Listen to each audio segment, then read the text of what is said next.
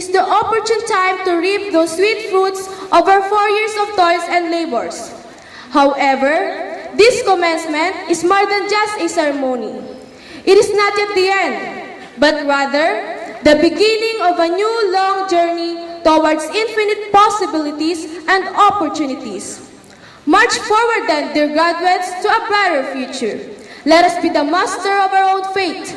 Always remember that quitter never wins and winners never quit. Again, welcome and mabuhay.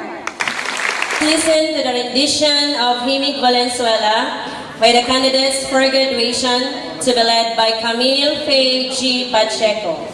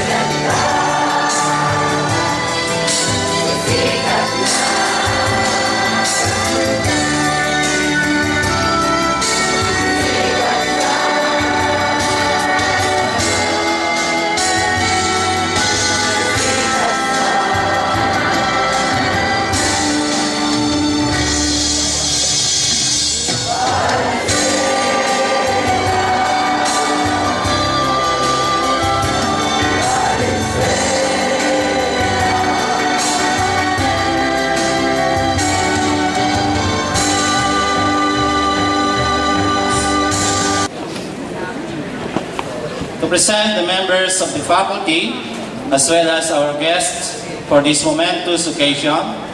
Let's all welcome our Mathematics Department Head, Dr. Juanita D. Antonio. It is indeed my pleasure to present to you the faculty members of Kanumay National High School and our guests. We have here with us teachers of the Filipino department, headed by their very passionate and receptive head, Mrs. Donna D. Tyre.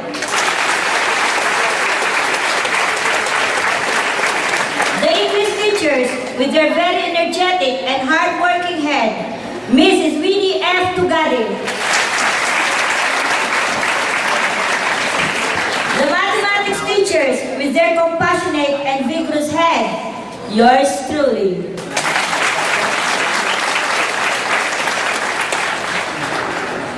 Let's have the science teachers, with the ever-loving head and a soft-spoken person, Mrs. Marina T. Fabian. The social studies teachers, with their enthusiastic and comforting coordinator, Mrs. Neveline S. Adoracion. The technology and livelihood education teachers, headed by a very loving and approachable head, Mrs. Gloria S. Galibot. The Muppet teachers, with their very serious but a dedicated head, Mr. Gilberto B. Kilbio.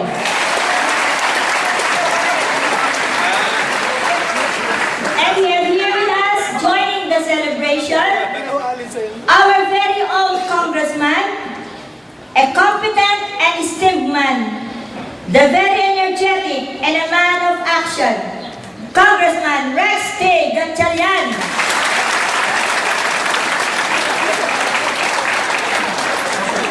A very effective and dynamic leader, well supportive and a very approachable woman, Mrs. Agrevina C. Policarpio, the EPP PLA District Supervisor.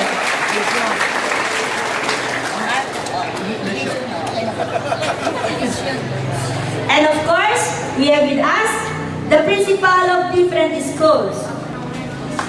We have Mrs. Mirna Aguto, Principal of Valenzuela National High School, Arcong Bato Annex.